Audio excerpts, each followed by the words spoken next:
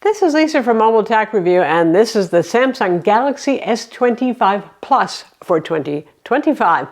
So 6.7 inches, same design as last year, and as ever available in the S25 Not Plus version. Virtually the same phone, just 6.2 inches, and while this is QHD Plus resolution, that one is full HD Plus resolution, starts with 128 gigs of storage, while this one starts with 256 gigabytes of storage. You can go up to 512 with it. Obviously, it's the more affordable version of the S25 Ultra, but also it's thinner and lighter. I mean, after reviewing the Ultra every year, when I see an S25 or an S25 Plus, like, oh my gosh, it's so svelte, it's so easy to handle. Unlike the Ultra, much as I love my big phones, I have to admit they are like tablets these days, right? No, not this one. This one's still pretty manageable. Same design as last year. Obviously, this is not so you're going to upgrade year over year for, I would say that is an era gone by for phones where that much happens year to year typically. But anyway, there are some things to like about this. The new Snapdragon 8 Elite, same processor you'll get in the Ultra, mind you, just a smaller vapor chamber in this given the smaller casing size, but it's significantly faster than the previous generation phone. So, I mean, did anybody complain about their previous generation phone being so? Probably not, but boy, does this feel snappy, just like the S25 Ultra. Like I said, when I booted this thing up and started navigating through it, it was like, wow, those animations are snappy. It just felt responsive, which is nice. And given the fact we're packing more and more locally processed AI on these phones, well, it counts to have something faster. So that would be one of the pluses. Camera system is the same, but they did tweak a few things, mostly back-end software stuff that this part won't come to the previous generations, I would imagine, which is now you can record in HDR 10-bit instead of 8-bit video. You've also got log recording option too. Maybe log will come to previous generations with an update. I don't know. Speaking of updates, Android 15 on board with One UI 7. Those things will come to older model of Galaxies. The other reason to like the phone is big screen phone, premium build, all that sort of thing. Armor aluminum casing, not titanium like the Ultra, but Gorilla Glass 2 Victus is the price.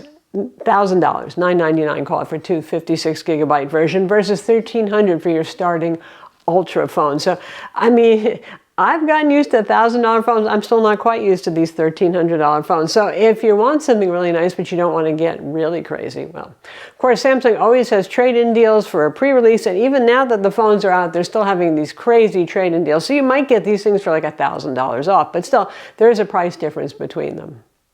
One thing that I will say that I miss going from the Ultra to this is the 5x telephoto. We're capped at 3x optical telephoto here. And you can digitally zoom up to about 5x, and you'll see some pictures I took of some ducks in a park.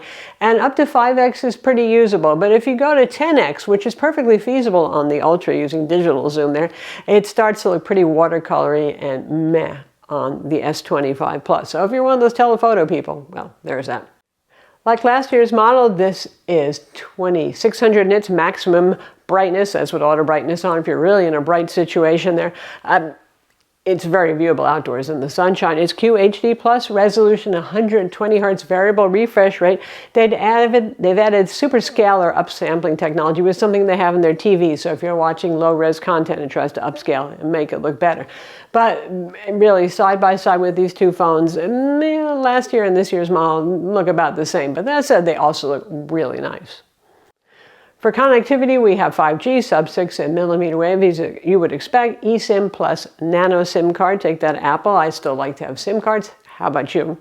Wi-Fi 7, Bluetooth 5.4, NFC, in-display fingerprint scanner, ultrasonic as with the previous generation, and of course facial recognition, the 2D, not wildly secure kind, but good enough for those of us who don't work for the CIA.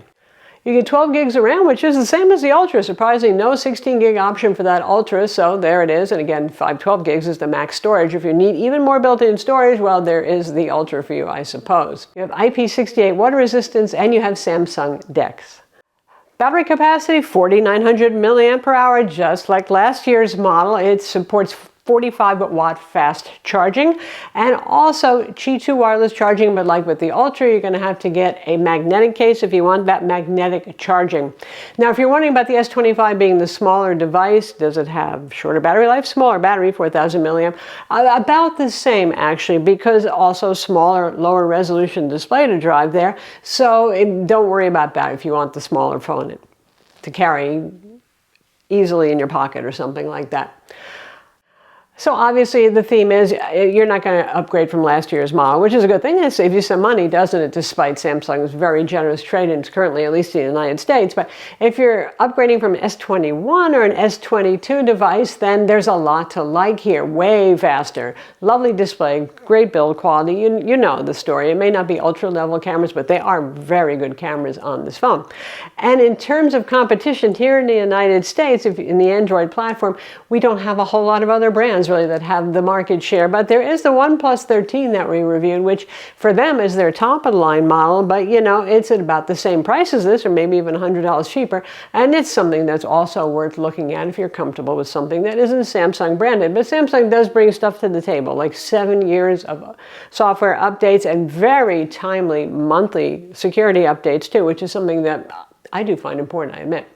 I'm Lisa from Mobile Tech Review. Be sure to subscribe to our YouTube channel for more cool tech videos, and thumbs up if you like this vid.